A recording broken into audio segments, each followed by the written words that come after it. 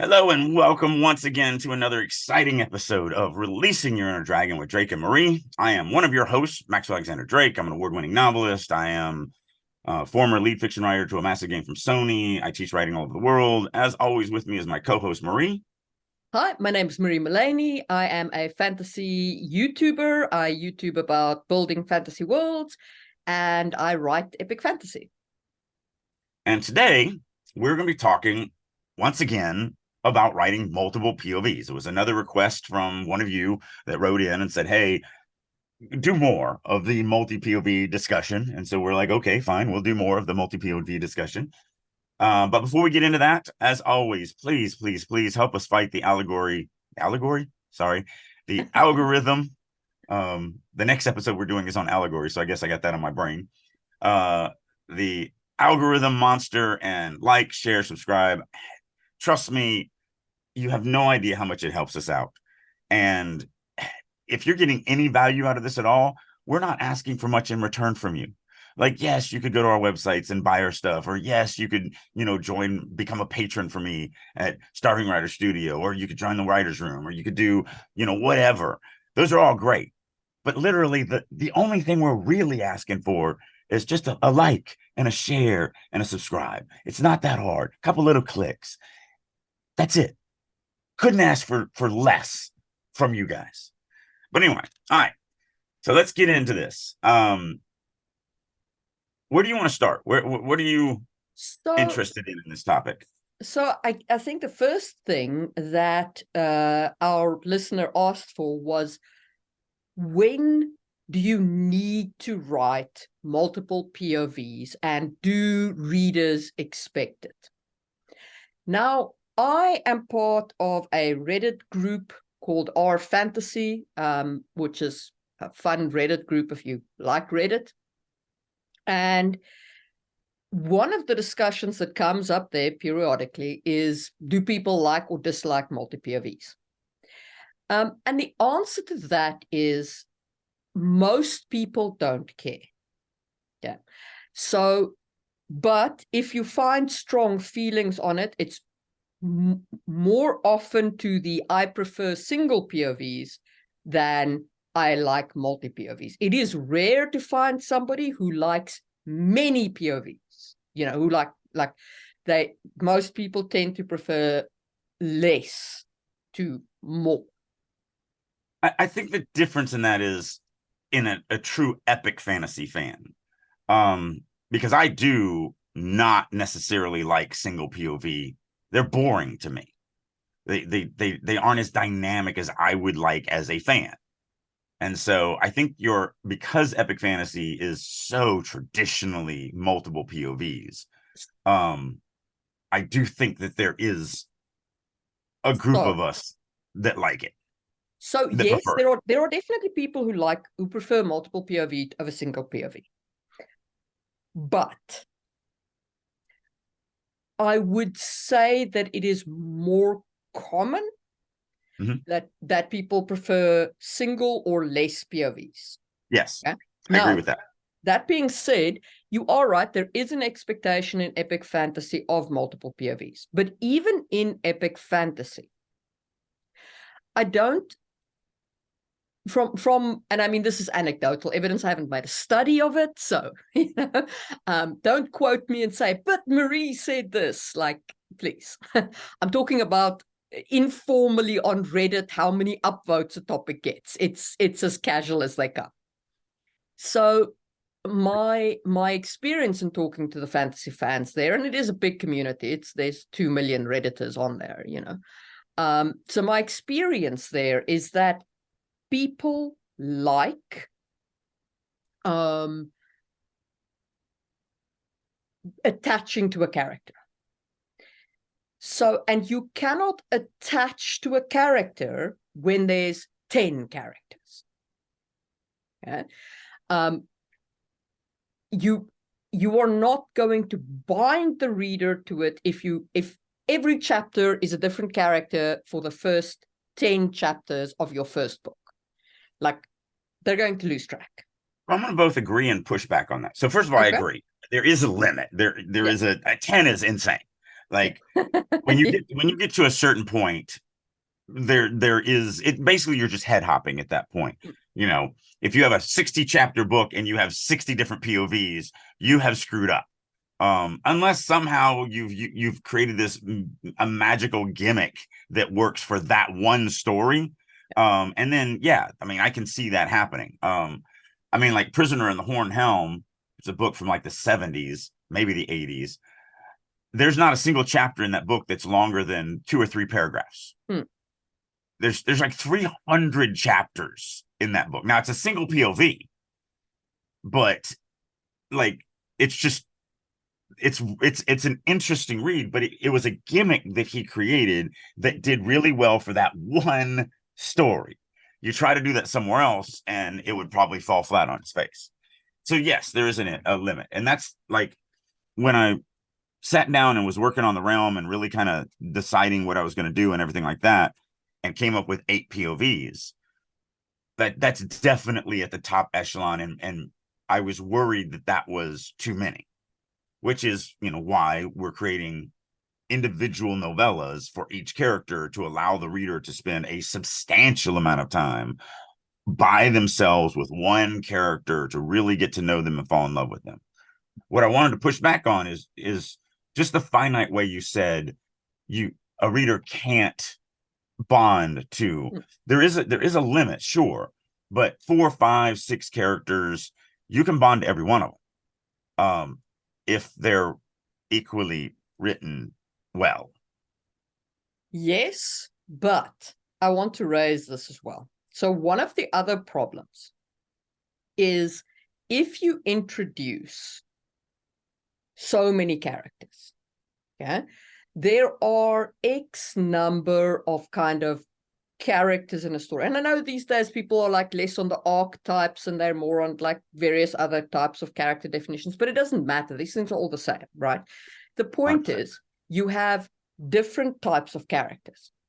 If you're starting to hit like, I would personally say above 5, but let's go as wide as 10. If you're starting I think you're right. I actually think you're right. 5 is below 5 is that safety limit. Above 5, you better really know how to dot your I's and cross your T's. Now, the thing is, you can at that point you can have distinct types of characters. You can have the warrior, you can have the cynic, you can have the healer, you can have so you can have your distinct character archetypes, which to the reader makes it feel like a different character, like each one is a unique character. The problem is if you start hitting that point where you have very similar characters, yes, they blur together for the reader. And then you start losing them. You start losing your reader because they're like, yeah, but this kind of, I mean, it's the same. Well, let's start there. Let's start there with point 1. In how to write multi-POV stories correctly.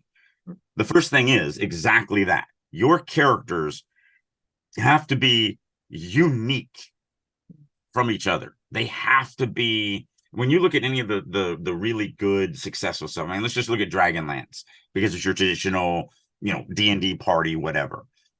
We have very, very distinct characters in that. You had Rasslin the Mage, who is this, narcissistic, borderline evil mage. His brother, the goofy, always do good, fighter, but is also kind of a womanizer and all of that, and very shallow as far as he's narcissistic like his brother, but not narcissistic in an evil way, but narcissistic into oh, look at me, I'm so pretty, I'm so whatever. But then you have, another fighter in Stern Brightblade who is this tragic, basket case of just mental misery and depression. So even though they're both fighters, they're very, very, very different characters. And then there's Flint Fireforge and Tasselhoff and, everybody. We can go through the whole gambit, but there's, there's more than a half a dozen. There's especially once you get into after the first trilogy, because then you add in the clerics and everything like that. So but I think that's the first important thing is that your characters do have to be uniquely their own character.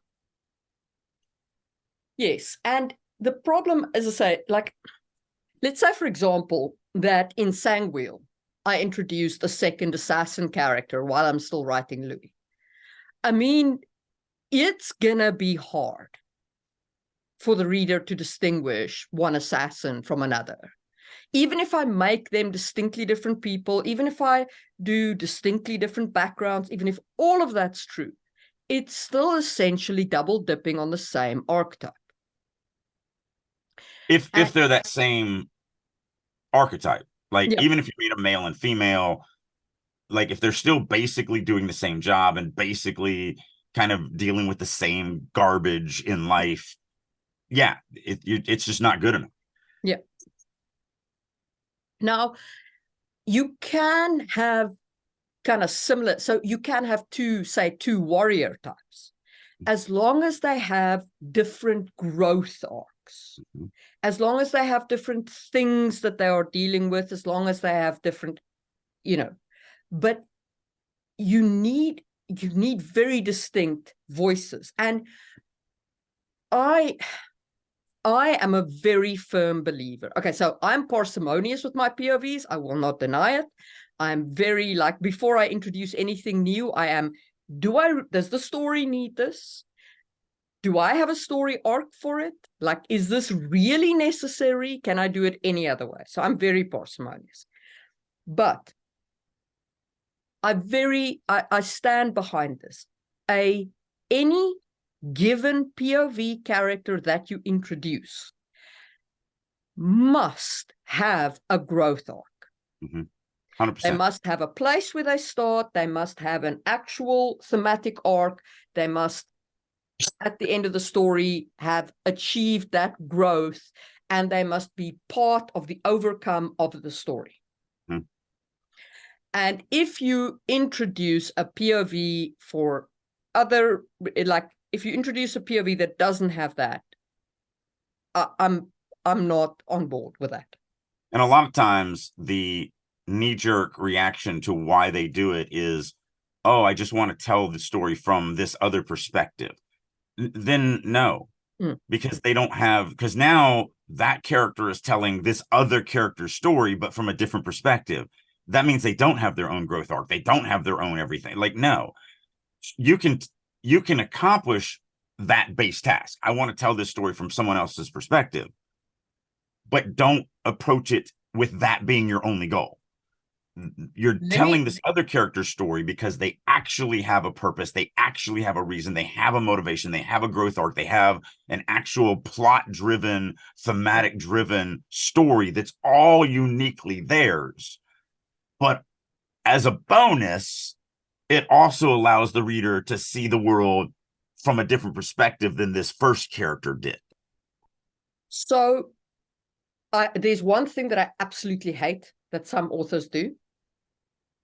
They use one POV character to tell another POV character story. Yeah. Don't do that.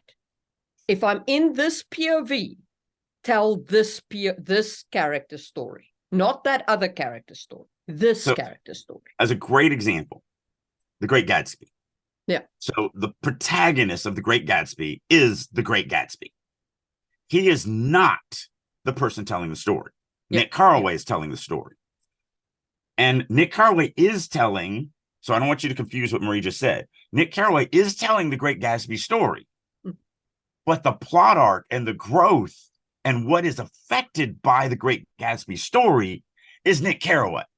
He is impacted by the story. He is learning from that. He's not the hero doing the actual stuff, but he's the one that is growing and changing because of what is happening to The Great Gatsby. So it is still Nick Carraway's story.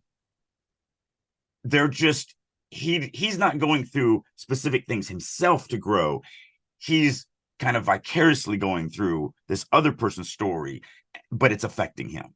So that's what she's meaning by that. So it's not that you can't, like in that one, obviously Nick Carraway is telling The Great Gatsby story, but what she's saying is it can't be then Nick Carraway telling how The Great Gatsby was affected and how they grew and what it did to them and how it changed them. Because then you're just a narrator. Yes. Why am I in your head if you're literally just a storyteller? I want to be affected by that. So the thing that makes The Great Gatsby work because that's called a peripheral narrator. The thing that makes The Great Gatsby work with the peripheral narrator, and Sherlock Holmes is kind of the same way, but whatever, is the fact that Nick Carraway changes, he grows, he learns, he actually is affected by this story. Yes, he's telling someone else's story, but it's all personal to him. And so that's what she means by that. So you can absolutely use a peripheral narrator. What you can't do is allow the peripheral narrator to only show what that narrating character, whoever they're narrating about how they changed, how it affected them. Because it's not about that. Because then they're not a peripheral narrator. They're literally a storyteller. And we don't want that. Yeah. So we've spoken about like limiting your POVs, obviously your upper end POVs. That's what we've just been talking about. I guess the other question is, when do you decide that you need additional characters? So my decision point for needing additional narrators is normally that the story requires additional points of view in terms of locations where it needs to be, right? So you can't tell what's going on in a given location if you don't have a POV character there.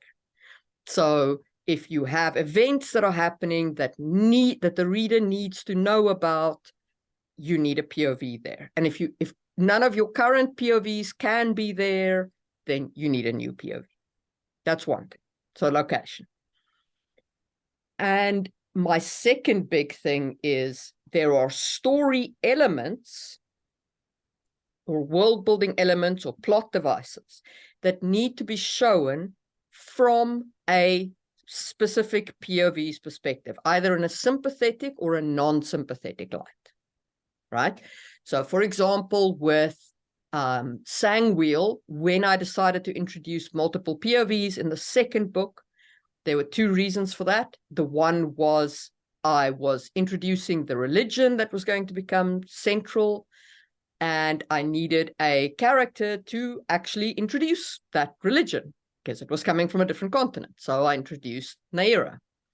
And my second reason was I needed to introduce a different element to do Sang magic, and I needed the other side of that magic, and that's why I introduced the Isabella POV. So mine were both plot reasons. You missed one. Yeah. Also, social stratuses.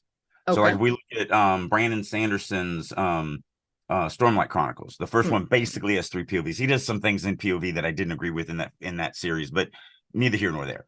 But you have the 3 basic characters. So you have the one guy who is a slave. And so like you really can't tell a story about what's going on with the royalty from the dude who's literally cannon fodder, because he's not just a slave like working in the palace. He is a grunt soldier that they put on the front line to die. Then you have one of the actual noblemen soldiers, and then you have the mage chick that's actually not even in the area. So it goes along with what you were first saying, which is a different location, but it's also a different social stratosphere. And that's really the 3 layers of those characters. They're giving 3 dimensions of the world from social standings as well. And the reason why that's important is it's not just Sanderson didn't just go, oh, I'm going to, I want to tell 3 different social stratospheres.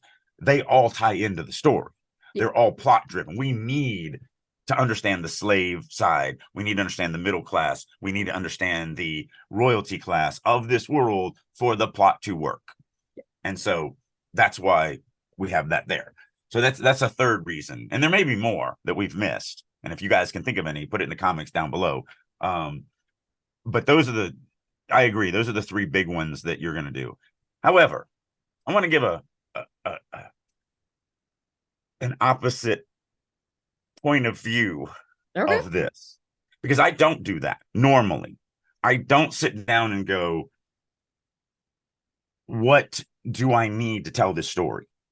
So since I am traditionally epic fantasy, like with Genesis, I didn't sit down and go, okay, here's the story. So what POVs do I need to tell this story?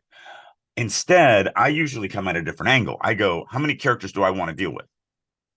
And then from there, now some of them may not make it. Some of them I might add one when I realize that I needed another one or whatever, or I might cut one because I realize I don't need it. But I'll like with Genesis, I started with 5 characters.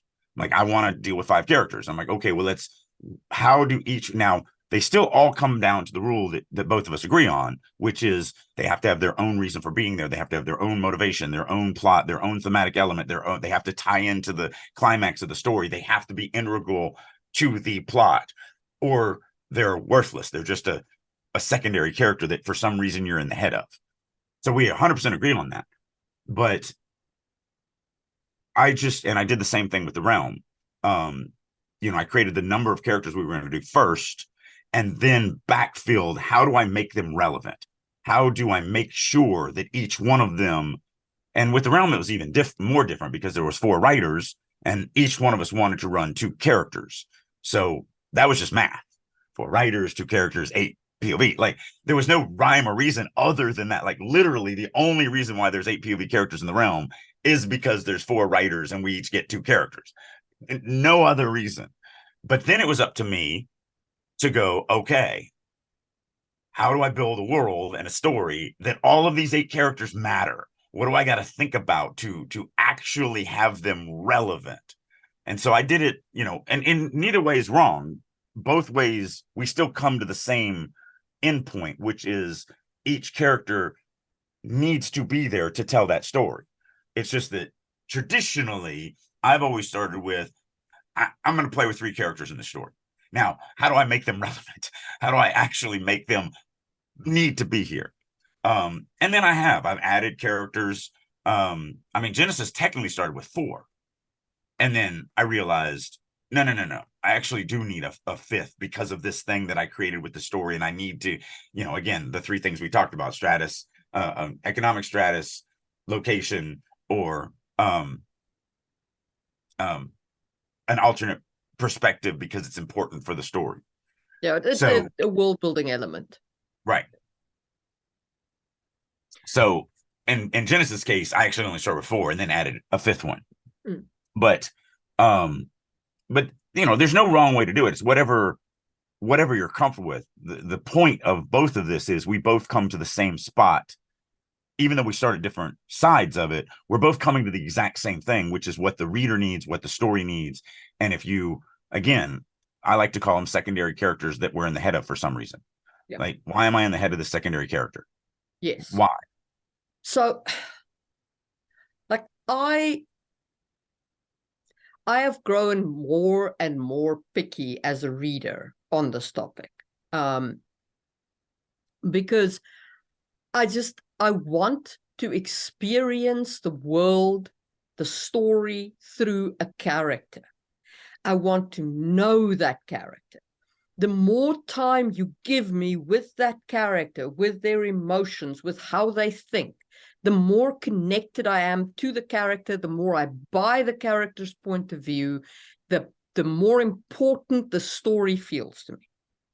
The more you reduce my time with that character by other characters, by introducing other characters to me, the less I attach to that character, right? So that's why I'm so parsimonious with my point of view characters, because I want my readers to connect very strongly with the characters that I've got. And that leads us to the third most important aspect of multiple POVs. Each character must be as strong as every other character, because if not, you end up with people just skipping chapters. And it happens to Wheel of Time. Everybody who's read the Wheel of Time, you get to book 7. Now 7, 8, and 9, Jordan was in the middle of cancer treatment. I just went through it. It was my total bill. Now, obviously, insurance paid some of this. My total bill was $440,000 to go through cancer treatment. It ain't cheap. So he was going through that. And so I don't begrudge him doing this. But he took one book and he cut it into 3 books and he just stretched it out. He just padded it, pad. And in some of them, he did okay. But in one, he failed miserably. And that's the Perrin story arc. So, and I picked on this before, but basically in book 7, Perrin's wife gets kidnapped by a rival army. And so he puts together a ragtag army of 3, his army and 2 other armies that are all small, but the equal to the one that they're chasing, but they all hate each other. So it literally is a dad in the front of a station wagon driving to Disney World and the kids in the back seat being absolute jerks, and him constantly looking over the shoulder going, I swear to God, if you guys don't settle down, I'm going to turn this car around and we're going home. And so, like, literally, that was the story through book 7, through book 8, through book 9. And then at the end of book 9, they finally catch up to the army and rescue the wife. Like, it literally is, every chapter was, he touched me. He looked at me wrong. She took my candy. Like, every chapter was that. And you just don't want to read them. You just want to, you're like, oh, it's a Perrin chapter.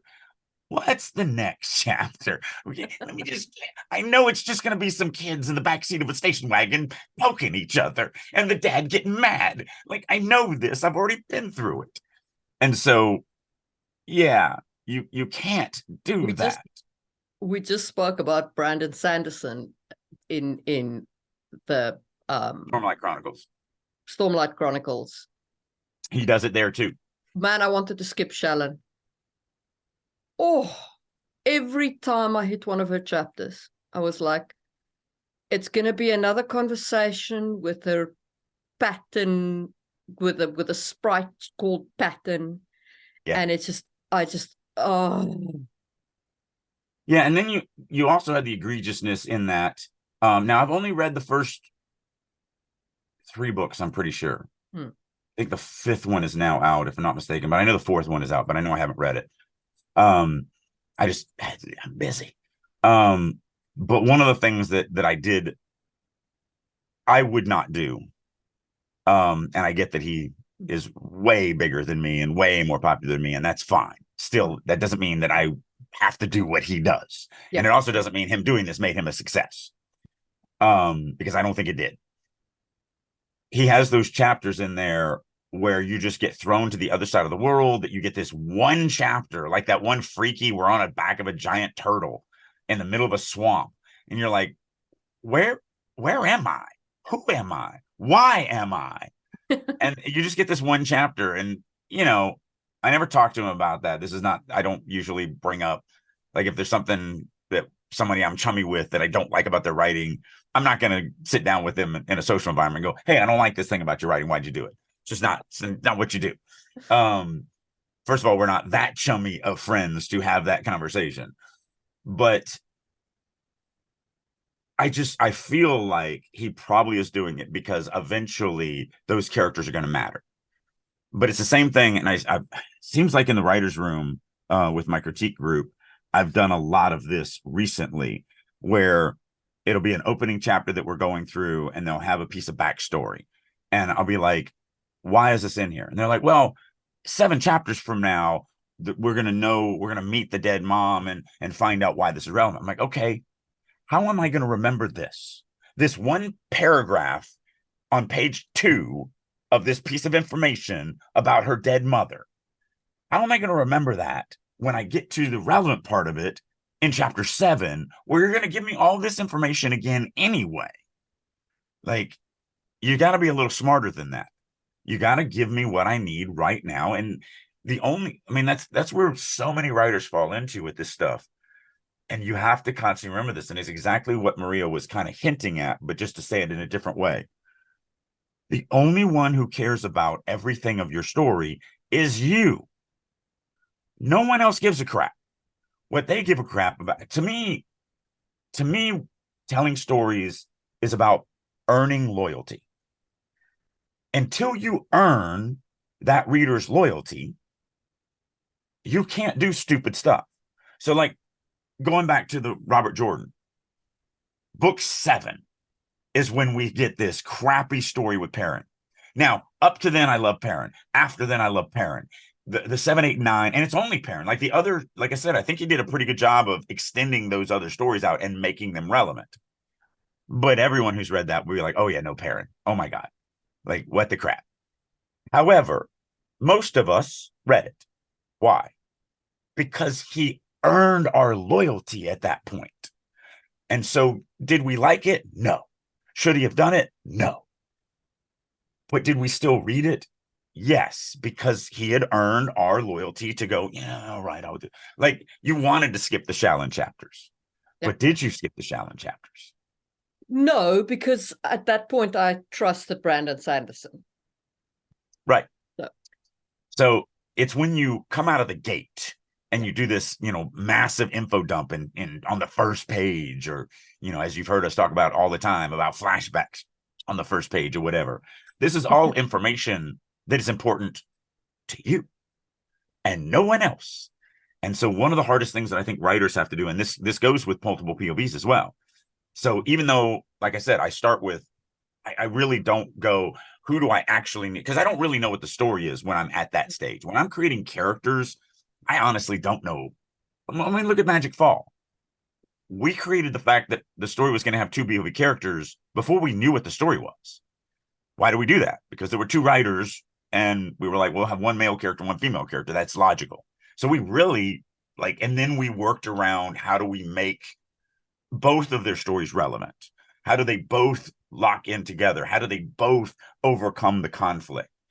So we did that completely different, from like what you did in Sangwell. But what you did in Sangwell was also more organic, where you're like, oh, I've got this idea for this one character in their one story. You wrote that, and they're like, oh, wow, this world is bigger than I thought. If I'm going to tell this story, obviously Louis can't tell the story of the mage from this other continent. I'm going to need to bring in. So a lot more organic in what you did with Sangwell versus what I did with either Genesis, where I just created some characters. And I really started with tropes. So like one of the reasons why there's two brothers is, and I've said this before, I hate the fantasy trope where one brother becomes the villain because the other brother's the hero. Because that's literally like saying, oh, you're a serial killer. Why'd you become a serial killer? Oh, because my brother became a doctor. Yeah, I don't like killing people. I'm not evil. But since he became a doctor, I just felt I had to murder a bunch of people because, balance. It's like, no, that's not how stuff works. And so that's the reason why, because I'm playing with that trope. Yeah. So, I mean, for me, I don't know that I would ever go blatantly and say, I want this many characters necessarily, right? We did it in Magic Fall, but Magic Fall's a collaboration. There's different elements in play. For me, like even now, I'm planning the second trilogy in Sangwheel in that world, and I've been thinking about what is the story I want to tell, and based on that story, how many, where do I need characters to deal with those situations, and which world building elements do I need to bring into play, and therefore which characters do I need. Like I need a slave's perspective, so I'm building that in, and I needed this, and I needed that perspective. So that's all part of my kind of planning process. And that's just differences in approach. Like there's no and right or that's what I wrong was going to here. say. Yeah, Exactly. It's what is, like, for me, it depends. I don't know if I've done this every time, but I'm just saying, especially the stuff that I'm working on right now, all of them I started with a number of characters and then made the story relevant to them. Yeah. But again, it's not about which direction you come from, it's about the destination. Yeah. And the destination you must get at is that all of them are relevant. All of them have a motivation and a plot and a thematic element, and tie into not only the story but the climax. And when we say tie into the climax, understand what we're saying. We're not saying that they're just there when the evil wizard is defeated. The evil wizard would not be defeated unless every one of those characters did something completely different and all joined together. So like like one of the things that because this is interesting, and we do this a little bit more organically, and that's really the thing. I try to get this across to all my members of my writers room.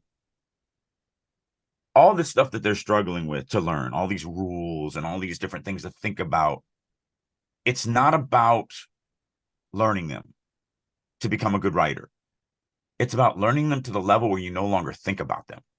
So going directly with POV, as we were plotting the second book, we tossed around, do we make Moda a POV character? Do we make her sister a POV character? Why would we do that? Do we need that? I mean, there was a time where her sister was going to absolutely be a POV, and then we figured out a way, because the problem that we ran into was, well, it kind of makes Burry irrelevant if we do that. So now, do we not have Burry as a POV? That's a little weird. And so it's a lot of discussion and a lot of thinking and a lot of bantering back and forth and chasing rabbits down holes and deciding, nope, that's a dead end. Let's backtrack. Let's go. So, if you guys listen to us as we're going through this, you'll see us. Now, were we thinking about, oh, we gotta follow these rules with no, we already know that. So we're just organically, that's why we're going down a hole and going, no, this is a dead end. We can't do this. We don't need to state like, well, this makes Burry irrelevant, so that would be an insult to the fans. We just know it makes Burry irrelevant, so we're not going to do that. Yeah. So and it doesn't matter about which way you're coming from, is the point. Whatever. It's the same thing with the war between pantsers and plotters. Stephen King saying that plotters are not real storytellers. And screw you, Stephen King. Like, just because you approach storytelling in this way doesn't mean you're the only way to tell stories. Like, plotters are very, very valid. It's just that one way's right for you and one way's not right for you, as long as you're getting to the same end. Yes. And that is, I guess, that to me is really key. You must do this in the way that works for you. You are the creative here. It's got to be a process that makes you excited to tell the story. But bear in mind that at the end of the day, it is some reader who's consuming your story. And the reader, look, here's the truth, okay? There is no unique plot. Every single story has been told, okay? Every world is built on partially like reused elements. There have been elements of everything rebuilt, reused, repurposed. It is what it is. Okay. Readers aren't reading you for your unique world. They're not reading you for your unique plot. They're reading you because they love your characters. And it's like 9 times out of 10. And to do that, you got to attach the reader to the character, which means they need to spend time with the character. Yeah. It's the reason why in dynamic story creation, I have a chapter called Spaghetti. Yeah. It's not an allegory. It literally is a chapter about spaghetti and about there's 100 different recipes for spaghetti. And I'm not talking about like weird spaghettis, like white mushroom, whatever, basil spaghetti. I'm just talking about red sauce meatball spaghetti. And yet, throughout our lives, and I don't know if this is the same in Finland, spaghetti is very relevant here in the States. Throughout my life, I've had 15 different spaghettis. Everything from the horrible version of spaghetti at school, in the cafeteria, the elementary cafeteria where it's just awful, to my grandmother's, which was the best ever. Like, and then but it's the same exact ingredients. And it's the same thing, I could have done the chapter and I could have called it guitar, because a guitar has 6 strings. And yet, how many millions and millions and millions of songs are created? How many millions of different versions of spaghetti are there? With songs, I'll even go you one further. I mean, if you've ever heard the 4-note song, you know that a lot of songs consist out of 4 chords, right? 4 specific chords. And yet you think they're all different because you like the band, you like the words, you like the way that the accompanying music is, whatever. Well, they're also mixed a little different. They're Yeah. also, they have different words. Mm. And that's what makes your story unique, is what Marie's saying. It's not. So it breaks my heart when I'm at a writer's convention, and every time I always meet this one type of writer, and they're like, "Oh yeah, no, I'm just here learning." Because I'm like, "Are you pitching to somebody?" Well, no, no, I haven't written anything yet. I'm still learning. Like, why aren't you writing? Because like you can't learn to write unless you're writing. And I'm like, well, I haven't come up with my unique idea yet, and it always breaks my heart because I'm like, "Oh, honey, you're never going to come up with your unique. There's no such thing. That's a unicorn that does not exist. Like it just doesn't. It's just what's unique is how you make your version of spaghetti using the exact same spices and stuff that everyone else uses, or how you write your song using the exact same four chords that everyone else uses. What's unique is how you mix it together. Yeah. That's what's unique. And that mixing is exactly what Marie said. It's what type of humanity do you give to that character? How do you connect the reader to that humanity? What do they suffer and sacrifice and change and grow and learn to get the overcome of that story?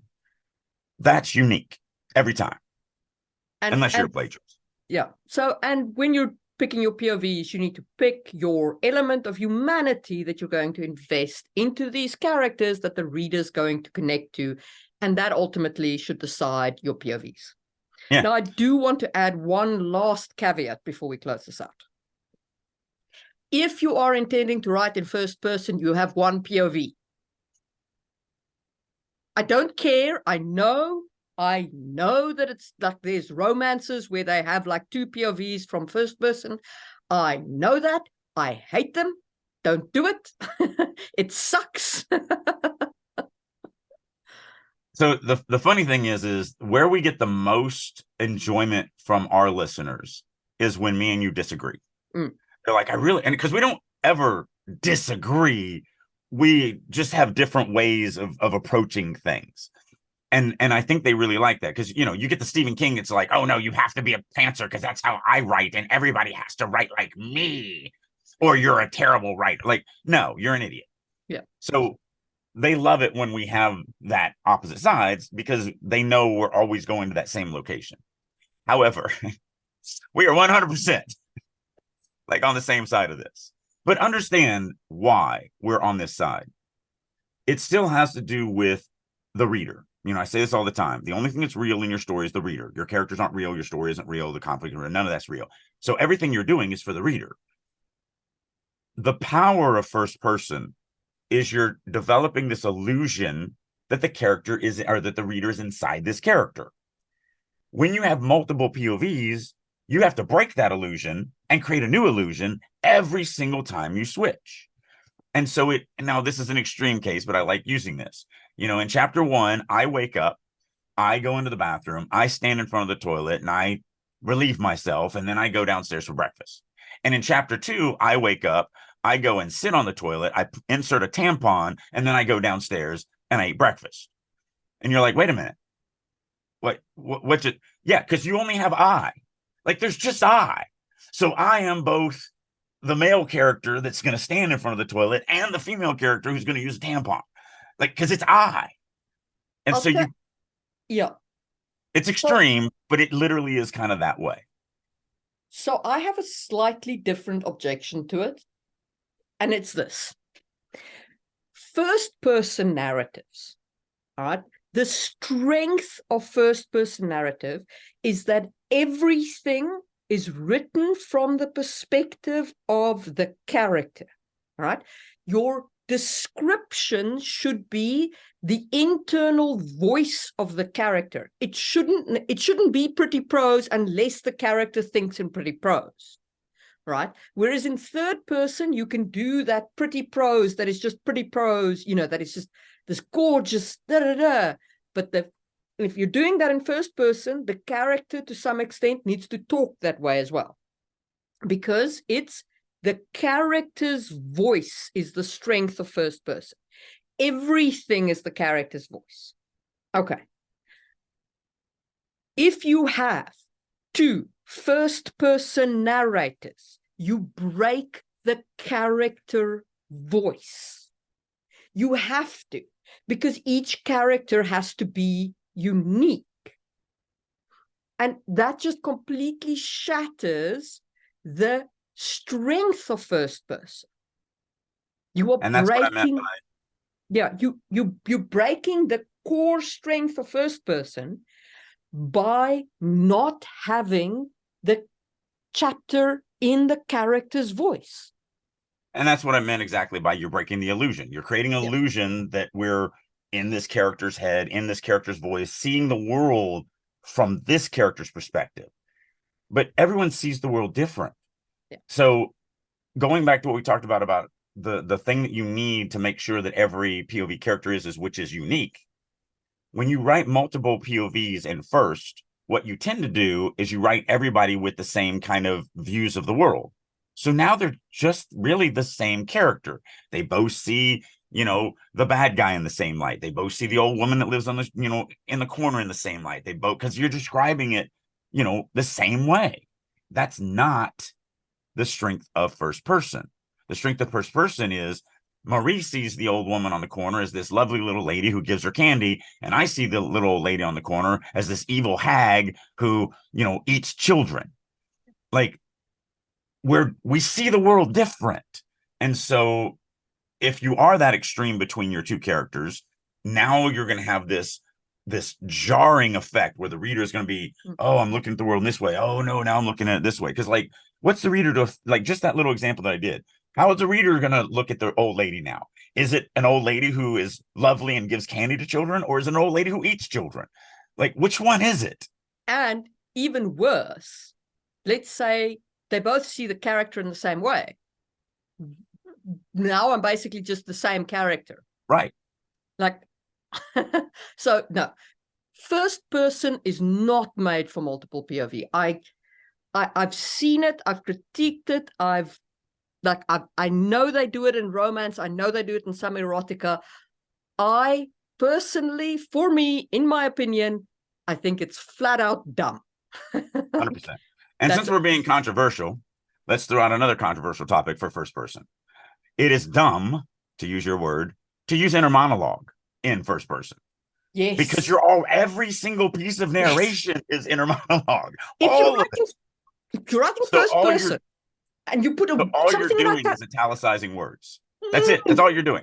You're italicizing certain pieces of narration and then not italicizing other pieces of narration, but it's all in their voice. So it all should sound exactly the same. Exactly. If first person, you can put inner monologue in straight prose and it's still inner monologue, because everything in first person, every single word in there that is not coming out of another character's mouth is in the first person narrator's head. Now, both me and you have preached this a lot. However, I don't think people get it. So I've come up with a different way to say this. Here's a different way to look at it. Because some people still disagree with me. I literally critiqued one of my writers in my writer's room for that. If you can write inner monologue and it does read different, because that's what he was like. He was like, well, but it reads different. Really what that means is you don't have a good character voice for your narrating voice. If your inner monologue reads different than your narration in first person, you have failed to create a unique character voice for the narration. It should sound exactly the same. And if it doesn't, you should be worried. Because you're not taking advantage of the power of first person. You're writing prose, and then the inner monologue sounds different. Exactly. Which means you should be writing in third person, because that's not what first person prose is about. Yes. So that's just a different way to look at it. And this is the thing, right? The reason why first person is powerful is because the entire thing is inner monologue, except for the dialogue. That's the only part of it that is not inner monologue. So the whole of it, the descriptions, the thoughts, the internal musings, everything should read like an inner monologue. And just so no one mistakes what you're saying, because they're like, oh, well, not just the dialogue is external, but also what about the other character's actions? No, the other character's actions are through my perspective, how I see their actions. It's not their actions. It's how I see their actions. Again, I may see the old woman's actions as she eats children, or I might see the old lady as, oh, wow, she's giving, candy to children. She's nice. Yeah. It's how I see her actions. It's not how her actions actually are. Exactly. First person's entire reason for existence is to take everything from the characters, the narrator's perspective. And it is powerful when you get that right. That is why there are first person authors who really, I mean, Susan Collins, of Hunger Games, like, there are first person authors who are phenomenal at it because they have written an incredible narrating voice. Everything is through that character. But if you can't do that, do not write first person, because then it's basically just Prose. Yeah. Yeah. So if you ever want to argue with us and say, no, my inner monologue actually sounds different, that's why I do inner monologue in first person, then really what it means is that you failed at writing your narration, not the inner monologue. You failed at the narration, because now, like, you need to rewrite it so that all the narration sounds like whatever you did in that inner monologue, because that's the character's voice. That is the character's voice. So everything should be that. And then therefore, once that happens, the inner monologue, it's dumb to write as inner monologue because it's all inner monologue. Exactly. So yeah. Like I said, I know our listeners really like it when we are. I don't think we disagree on anything like straight up. But we do have different ways of looking at things, different ways of coming at things, and I do know that that's the when I talk to the listeners, and when you talk, you've said this too as well, that they do like it when we're on at least different sides a little bit. But in this one, no, we are 100% in lockstep. So just to recap this briefly, in terms of points of view, location, different social strata, different world building elements. Those are basically your 3 guidelines for picking a different POV. If you're writing POVs, growth arc. They need a starting point, they need a growth arc, they need an end point, and they need a contribution to the final outcome of the story. That's unique to them, that wouldn't happen had they not been there. Yes. And remember that you need to attach the reader to the character, so make sure that you're confident that you can keep the reader's interest in however many POVs you've got. Like, take that as your guiding light. I did think of one more reason for multiple POVs, because it is what I did in Genesis. You actually want to play with a different human thematic element. Yes. But again, then that needs to be a part of the story and all of that. So, so like in Genesis, I have 2 Superman characters. I have, Klain, the big lion dude, and I have Alith, the immortal killing machine. They're basically Superman, both of them. They're the Superman archetype. They are stronger and faster and better than anybody else. They can take more damage than anybody else. They're both Superman. However, I wanted to, in one of the Superman, I wanted to play with slave mentality and the desire, the soul crushing desire to fit in and to find a home amongst people that are not like you at all. And both of them are unique. Both of them are basically unique creatures in this world. I mean, technically not the lion dude, because he eventually finds his people, but where he's at, there is no lion dude. And so technically both of them are kind of the same character in that light. But then I wanted to play with Alith. What I'm playing with is mental instability and history, and what would it be like to be immortal. And because Klain's 9 years old at the beginning, or 11 years old at the beginning of the story, and he's like 14 when it ends. Like, he's still basically a child, even though he's 7.5 foot tall and 800 pounds. Yeah. So these are completely different thematic elements that I wanted to play with, but both of them were enhanced by being inside of a character who's basically Superman, because it's not about. And the reason why I did that was, now the story is not about their fight, because I have other characters that are actually struggling through the fight. They're struggling to survive. These two characters aren't necessarily struggling to survive. There's not much the world can throw at them that they can't handle physically, which is why all of their story is internal. All of their story is emotional. All of their story is mental. And that's why I wanted to use the Superman tropes for both of them, was because I don't want the physical aspect to be a hindrance to them in any way, shape, or form, which is why their story doesn't revolve around the physical side of it. Whereas other characters who are much weaker and who absolutely can be easily killed off at any moment are struggling much more with the external kind of conflicts. So again, same characters technically, but you'll never feel that way. I mean, they're so different from each other, even though, because no one ever looks down and goes, oh yeah, they are. Like, it's so funny because I actually drop Easter eggs from Superman into both their stories. Mm. I mean, in Klane's opening chapter, I have a line that's something like, invade his fortress of solitude. And no one has noticed that I'm literally saying, I mean, that's Superman's fortress of solitude. It's literally what it is. I just threw it in there, but no one notices it. So, you know, I think that's a fourth reason, is different thematic elements. I just wanted to kind of go down that path because I thought about it toward the end. 100%. Okay, so different thematic elements, location, plot, location requires it. You have a requirement from your world building side. You have a requirement from your social strata side, etc. And there may be more. Again, yeah, drop a comment. Let us know in the comments. Think about it. But bear in mind, you have to attach the reader, and it's got to feel different to the reader. Each character has to feel unique, and you need to be writing in third person. And I think that is a good note to end this podcast. Absolutely. Bye.